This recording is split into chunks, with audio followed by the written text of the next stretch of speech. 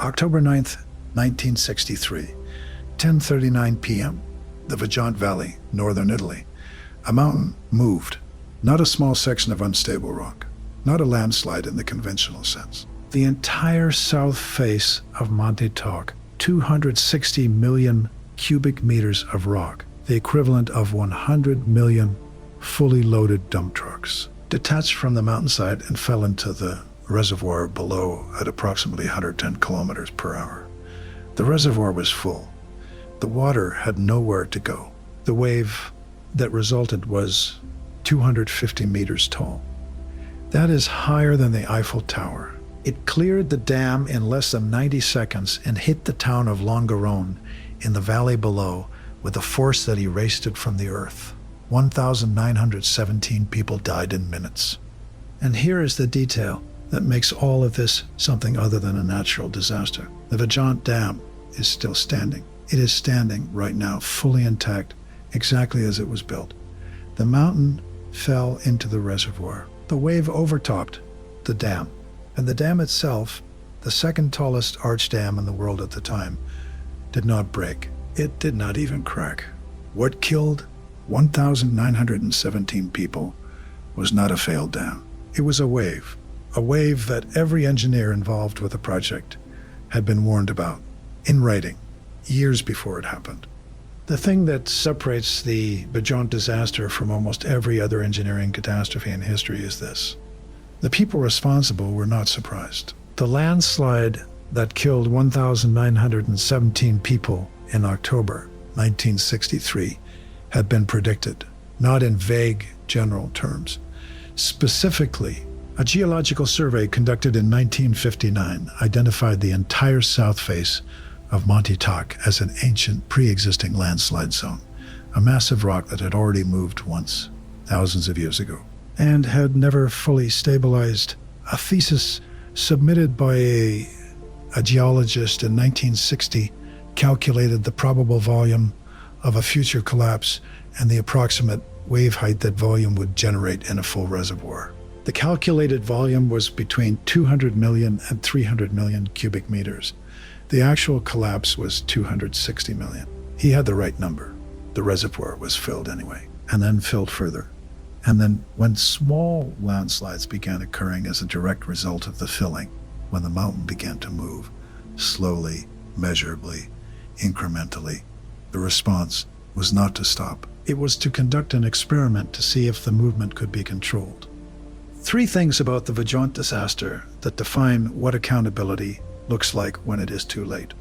The first, the warning came from inside the project. It was not an outside critic, not a regulator, not a political opponent. Eduardo Semenza was the son of Carlo Semenza, the chief engineer who designed the Vajont Dam. The son, a geologist, was given access to the site as part of his doctoral research. In 1959, he submitted a report identifying the south face of Monte Toc as an ancient landslide with the potential for catastrophic failure. He was 24 years old. His report was received by Sadie, the company operating the dam, and not acted upon. His father, who had designed the dam, died in 1961. He never saw what happened. The second, the landslide, did not come without warning. In 1960, a partial slide of 2.7 million cubic meters entered the reservoir during initial filling. Monitoring systems tracked the movement of the mountain continuously from 1960 onward. The mountain was moving. The rate of movement was measured and logged. In the weeks before October 9th, 1963, the movement rate accelerated. On October 8th, the day before the disaster, engineers noted that the movement had slowed slightly after a drawdown of the water level. They interpreted this as evidence that controlled water level management could stabilize the slope. They raised the water level again. Within 24 hours, the movement rate tripled. The third, 14 officials and engineers from Saudi were convicted of multiple manslaughter after the disaster. The sentences ranged from 3 to 6 years. Most were reduced on appeal. The individuals who served the longest sentences served less than 4 years. The official most directly responsible for approving the continued filling of the reservoir in 1963, whose name appears in the Italian court documents from 1968, died of natural causes in 1965, before sentencing. He is not named in most English language accounts of the disaster. He has never been named publicly in English at all. The Vajont Valley cuts through the Dolomite Mountains of northeastern Italy in the province of Belluno, roughly 100 kilometers north of Venice. It is one of the most geologically complex regions in the Alps, a landscape shaped by ancient glaciation, tectonic activity, and the slow, ongoing movement of enormous rock masses that have been shifting millimeter by millimeter since the last ice age. In the 1940s and 1950s, Italy was in the middle of a large-scale industrialization and electrification program. Hydroelectric power was central to that program. The Alps offered some of the most favorable sites for large dams in Europe. Steep valleys, reliable precipitation, substantial elevation changes. The National Electricity Company and its subsidiaries were aggressively developing dam sites throughout the Northeast. The Vajont Gorge was identified as an exceptional site for a high dam. The geology of the gorge itself appeared solid. The canyon walls were competent limestone and dolomite rock, capable of supporting the enormous thrust loads of an arch dam. The catchment area above was substantial.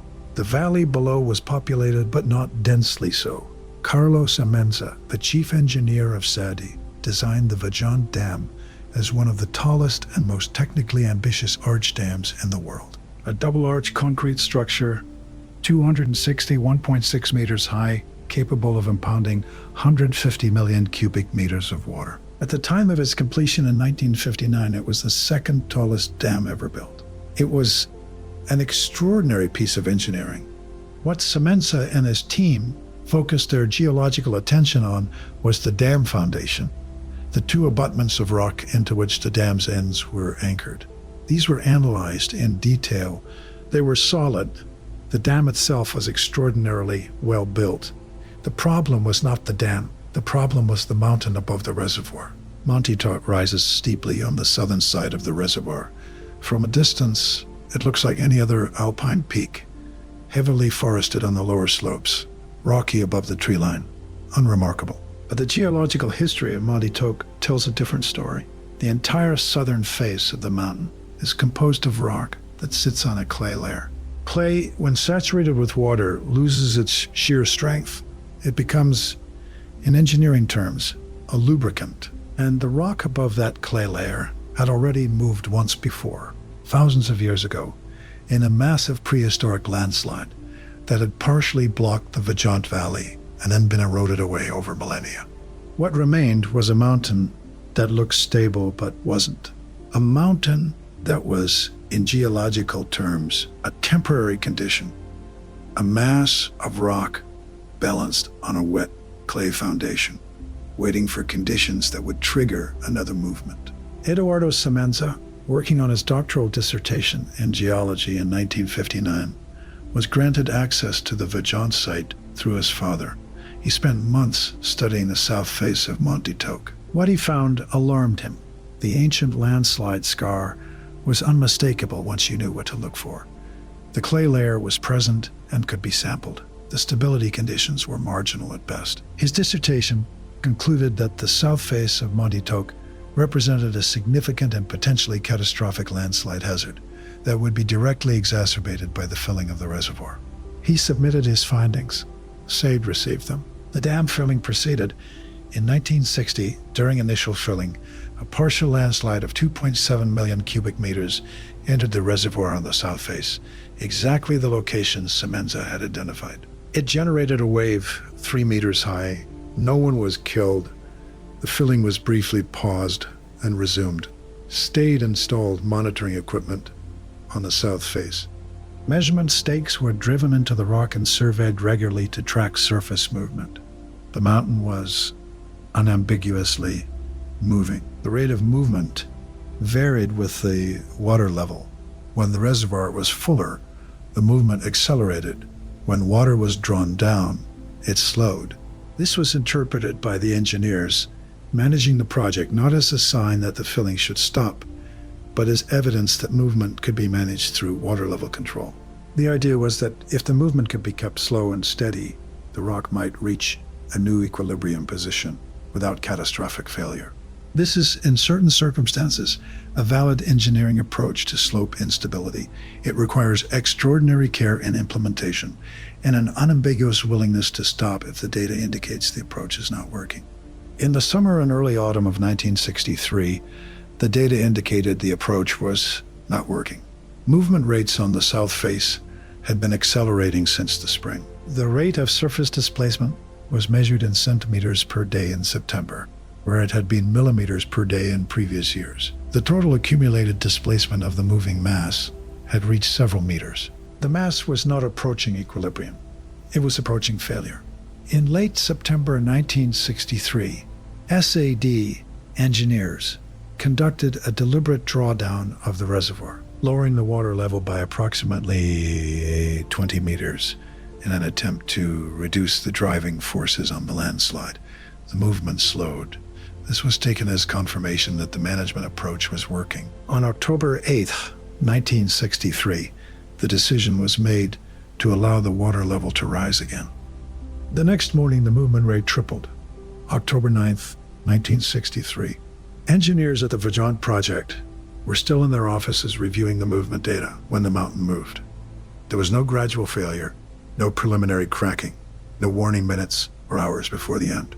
The entire mass, 260 million cubic meters of rock, the accumulation of thousands of years of geological instability, released simultaneously at 10:39 p.m. and entered the reservoir in approximately 30 to 45 seconds. The noise was heard 60 kilometers away. The wave that resulted was larger than any wave generated by a landslide in recorded history. It cleared the dam, the nearly indestructible, technically impeccable, still standing today, Vajont Dam, in less than 90 seconds. The villages of Longarone, Pirigo, Rivolta, Villanova, and Faye ceased to exist. The wave did not simply flood the valley below.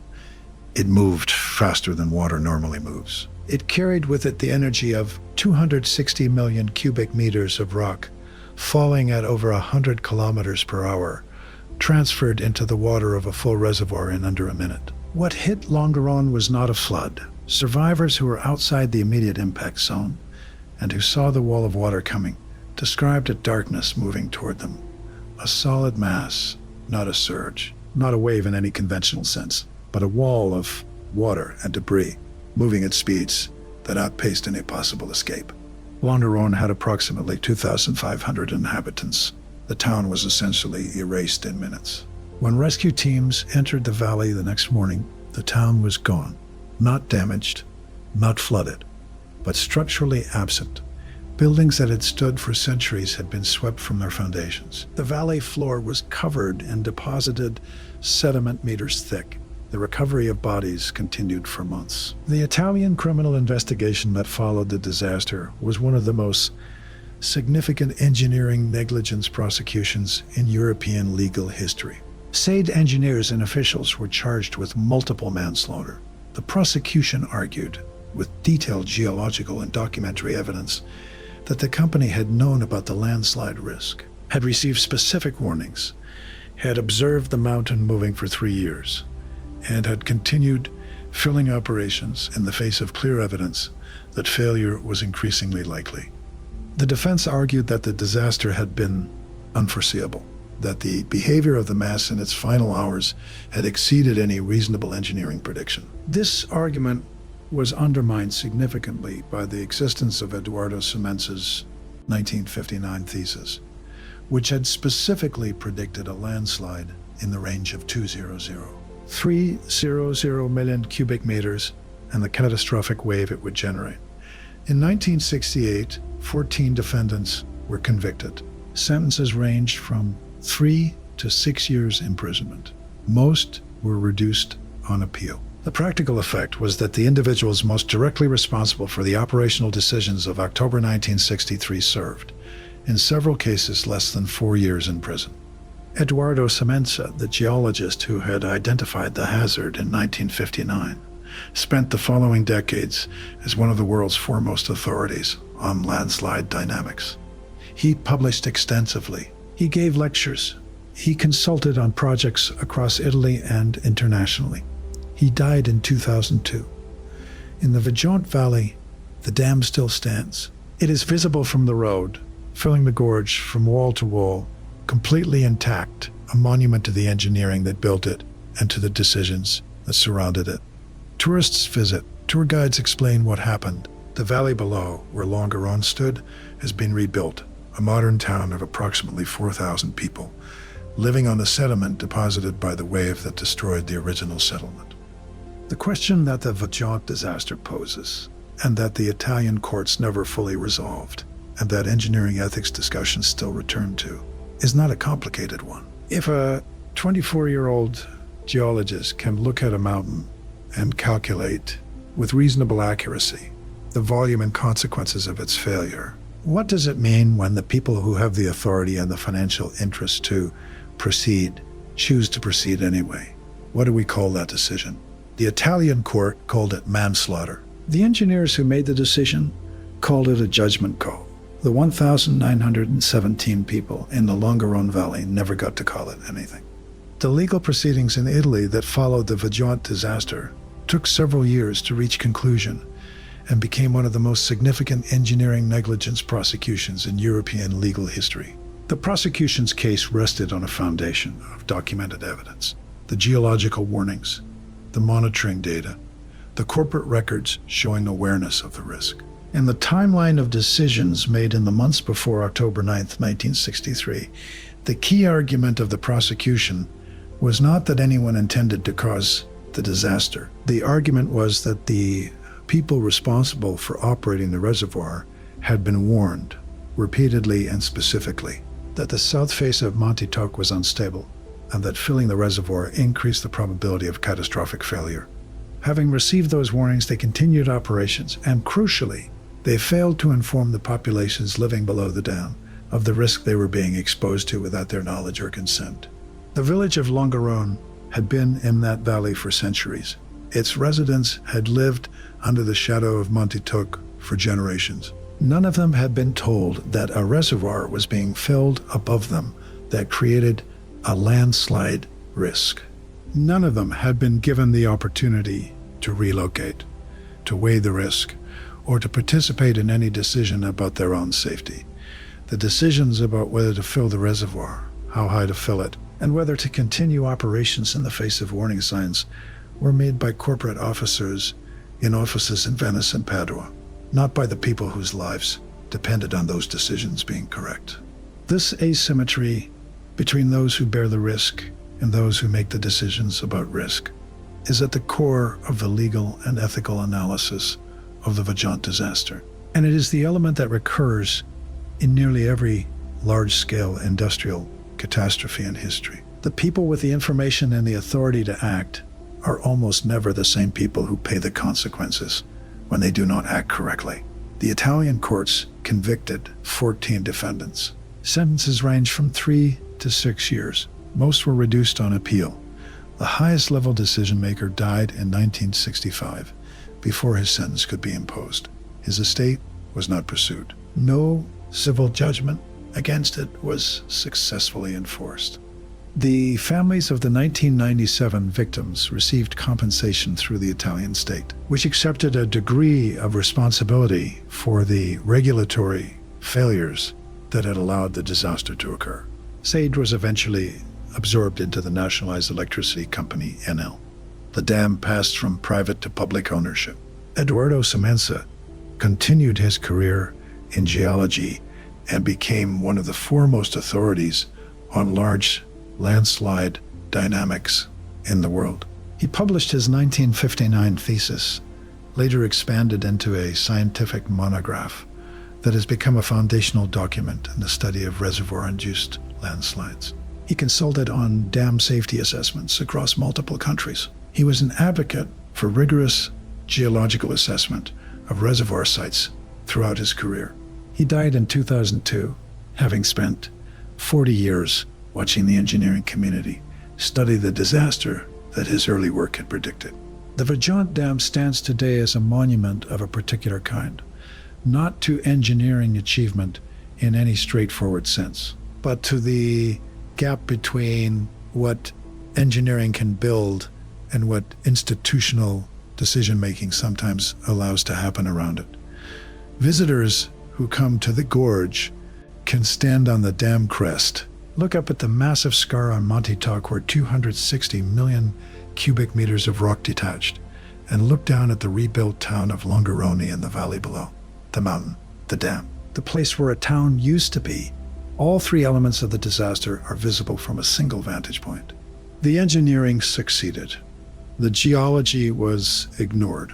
The people downstream paid the price. What makes Vajont different from a simple story of corporate negligence is the specificity of the knowledge that was available and ignored. This was not a case where the risk was theoretical or where the warnings were vague. The mountain was moving. The instruments measuring its movement were recording numbers that read correctly described a disaster in progress. The decision to continue filling, made not once but repeatedly in the face of accelerating movement rates, was not a failure of knowledge. It was a failure of will.